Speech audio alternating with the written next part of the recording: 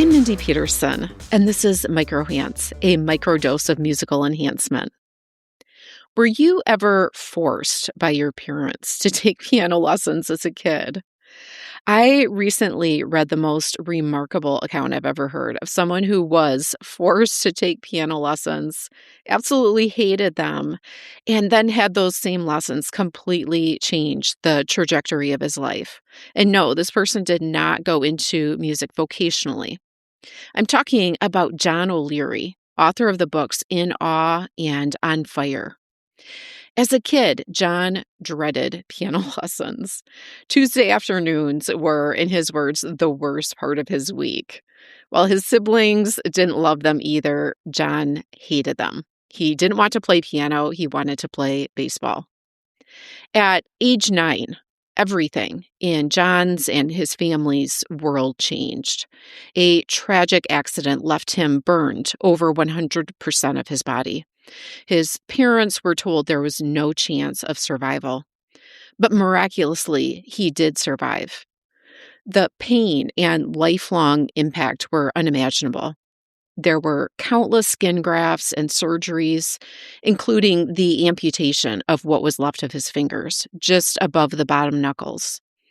All those things he once took for granted, holding a baseball, tying his shoes, someday holding the hand of his wife, were gone. And ironically, one small silver lining crossed his mind.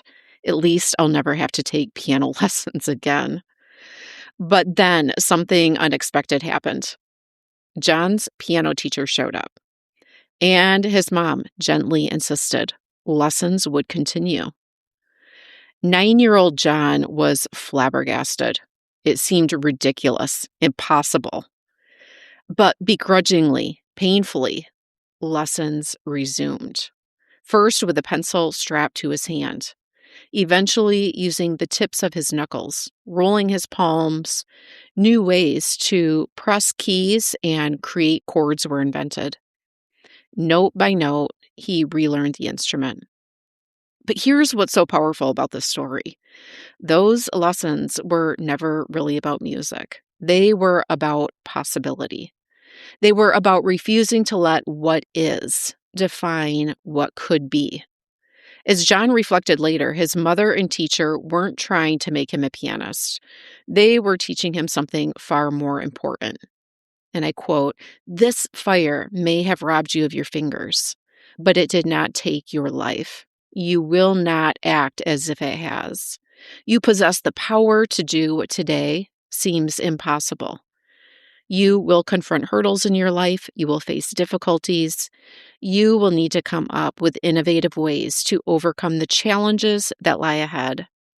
Things will be different than we had planned, but in time, things will be better than you can even imagine." And that's really what I took from John's books. Yes, he talks about wonder and awe, but it's not passive, it's active. It's curiosity and creativity. It's the decision to ask, what's still possible here? Even when everything looks hopeless, even when the odds say otherwise. John puts it this way: we all have moments when it feels like we're being asked to play the piano without fingers. So what do we do? Do we walk away from the piano, or do we find a new way to create our song? Years later, John would sit at a piano and play Amazing Grace in front of thousands of people, not as a concert pianist, but as a tool in sharing his story and message and encouraging others. Those mandatory piano lessons produced a gift John came to love. He and his wife now have a piano in their home that he plays to relax after a long day, spark creativity, or enjoy jam sessions with his kids. By embracing the challenges of his life, he was launched by them. His life became a living example of resilience, creativity, and hope. There's a line from On Fire that really captures this. Whether your life becomes a story to celebrate or a tragedy to mourn has less to do with what happens to you and everything to do with how you respond. And that's the invitation for all of us to find gratitude in the middle of pain, to stay curious when things don't make sense, to create, adapt, and move forward, even when the path looks completely different than we imagined. Because sometimes the very thing we resist becomes the thing that transforms us. And maybe, just maybe, the piano lessons in your life aren't obstacles at all. They're a launching pad. This week, when you face something that feels impossible, don't walk away from the piano. Find a new way to play your song. I'm Mindy Peterson, and I hope this inspires you to enhance your life with music.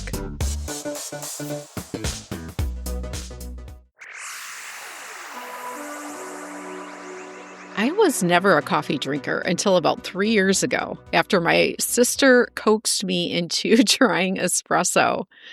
I have to admit, I loved that caffeine boost and the strong flavor of espresso.